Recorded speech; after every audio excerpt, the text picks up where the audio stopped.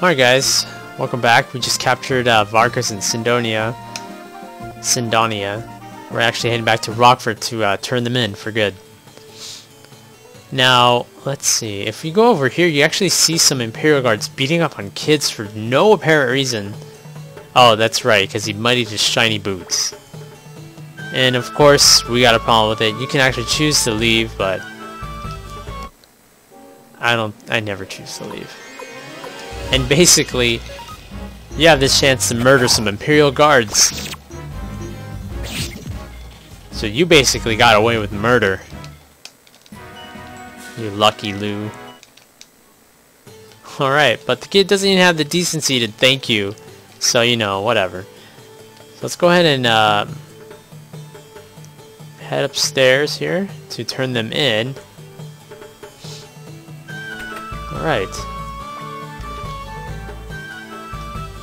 Alright, yep, we definitely captured them.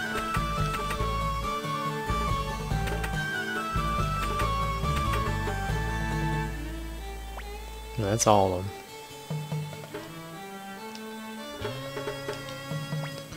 The thing that is a little weird is Vargas doesn't even know what the hell they're talking about. They're being called tax thieves. But, you know, they're accused for it, so we'll probably find out a little later. And Grady actually hands us 10,000 bits. But the greedy mofo steals it from us. That's a pain in the ass right there. But it's okay, because later on in the game, there's a funny little exploit for money. You can actually gain full out 9s, 9999 all across the digits for money, but that's a little later on in the game. So it'll solve all your money problems. Anybody can do it. It's very easy to do. Let's go ahead and get back to Gregminister. So Cannon finally departs. He's gonna go ahead and report to Commander Kraz, and we're all about ready to hit the hay. But Cannon actually pulls Ted aside for some reason. And from what I think, it's definitely because of the Soul Eater. And Ted definitely wants to tell us about it. So he's gonna go off, and we're gonna go ahead and rest back at our place. Now this place right here, as you can call him the Rune Master, but you can actually attach that fire crystal to Cleo.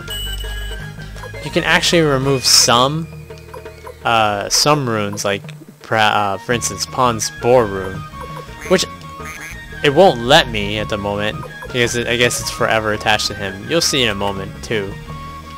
But it's definitely great if you want to mix up like elements with certain people.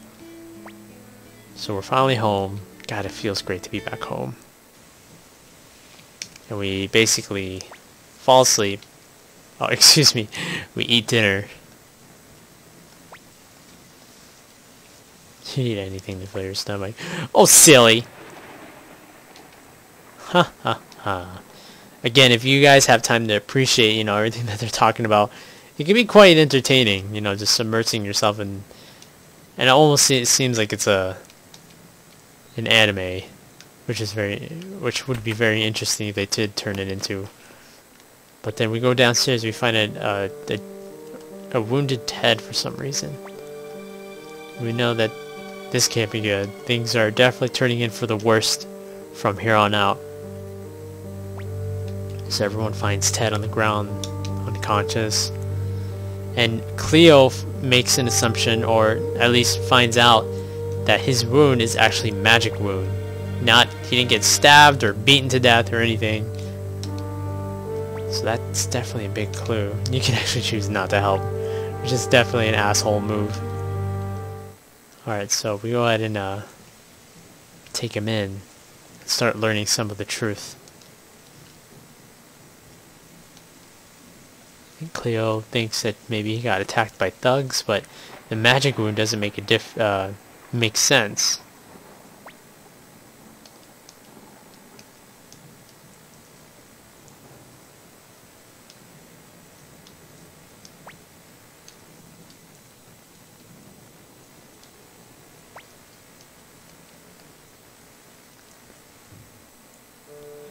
So then now we get a nice little flashback of Ted's story of what the hell just happened to him.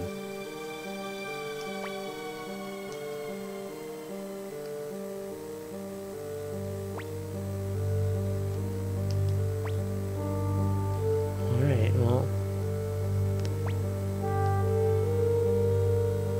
For some reason Wendy knows Ted. You haven't changed a bit in 300 years. Now when Ted says you're that witch, we still have no clue who she really is. But apparently they've had quite a history back in the past. And she's after his rune that he used. They think he's been hiding it this entire time. But his last choice to escape. The Soul Eater, the cursed rune.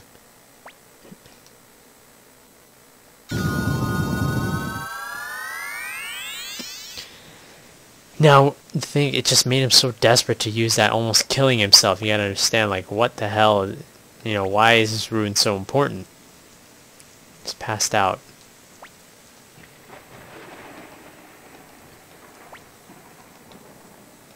And Pan, of course, has his own thoughts of what's really going on. And he's actually contemplating whether or not he should just call the Imperial Guard. Now this pawn is super loyal to Master Tio. So we just make the decision on just waiting till he wakes up. Let's go ahead and talk with Pawn.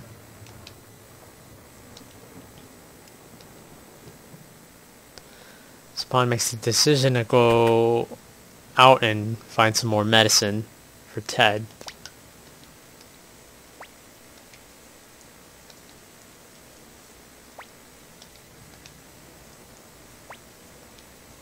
So then he finally wakes up.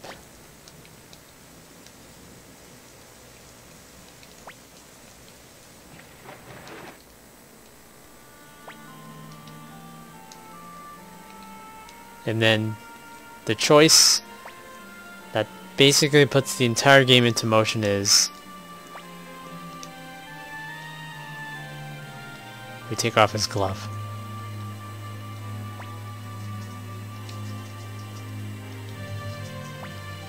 Excuse me.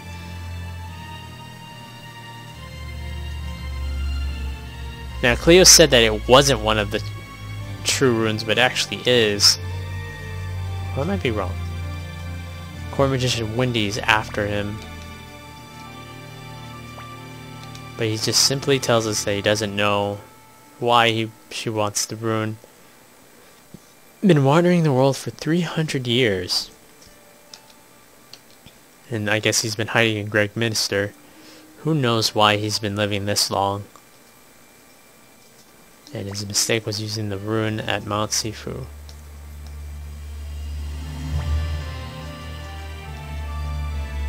Then he makes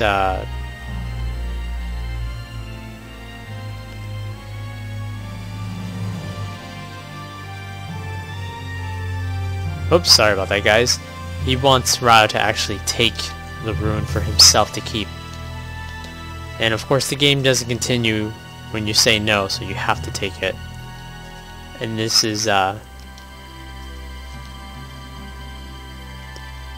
where the game finally takes a turn. When we finally embrace the Soul Eater for ourselves to help, or for Ted's last request, I suppose. But then somebody breaks in the house immediately.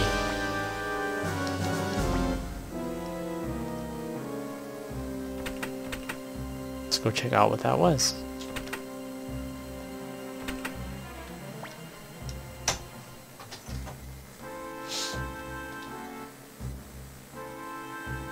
And it seems like Pawn actually gave us up.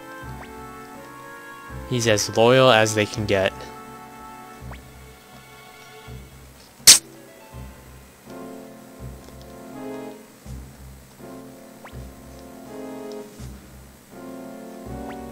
So then, getting ready to make our final stand here.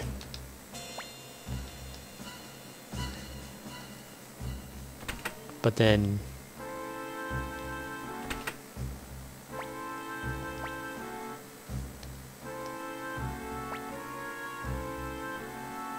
he wants to actually make a diversion. And of course, everyone's thinking that the second Ted leaves, he's a dead man.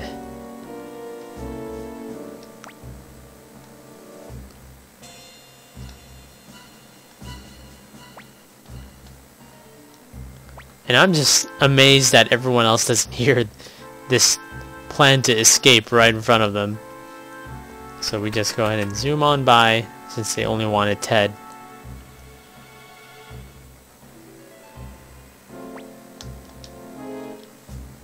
"300 years, you were my only true friend."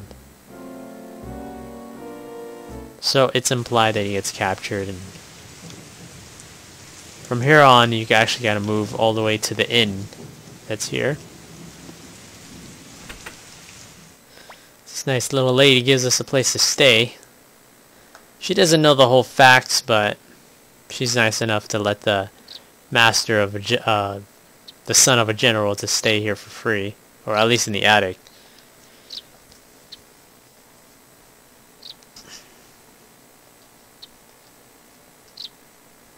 Alright. So after that, we can go ahead and move down. That's basically where we need to go. Let's go ahead and move down here. We can actually walk right on out, but that triggers that Imperial Guards moving right in. And apparently they don't know who we are since we're being called a runt. So you have no idea who you guys are messing with. Now we can either be inconspicuous or shut up, you fool. Hey, wait a minute. Now he starts recognizing who we are.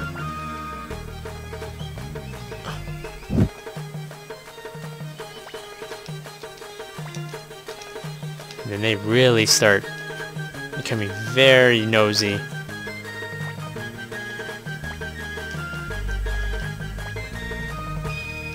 And then right before we're about to battle, this other guy named Viktor just pops out of nowhere. He could be Jack Black's brother.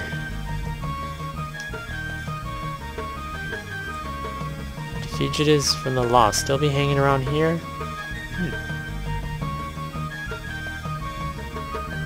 So apparently he convinces them, saying, you know, these guys can't be fugitives. Why would they be out in the open? Which is clever, you know. I guess people in the 80s would definitely fall for that.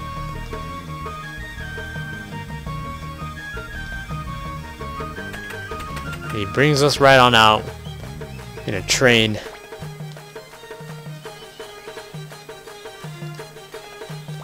And right at the end, Marie figures out who it was. The fugitive.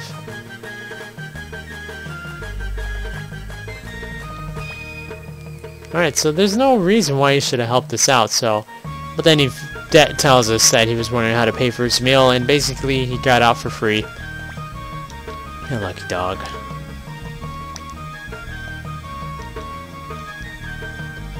Now from here, you'll be trapped. You won't be able to go anywhere, so you need to talk with Viktor again.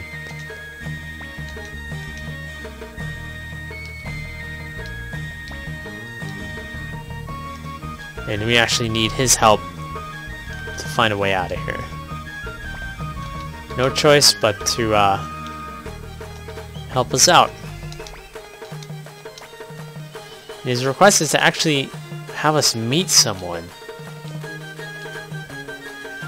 Not sure what that's gonna lead to, but well, actually, yes, I do. I just definitely don't want to spoil it for you guys. But let's just say that this person is the that we have to meet is the beginning of something very beautiful.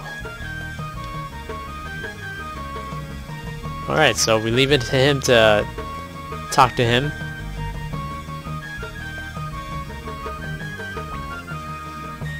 Alright.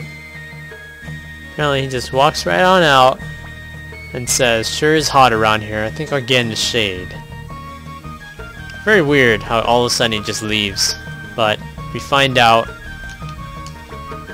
that Viktor gave him a little gift, a little money.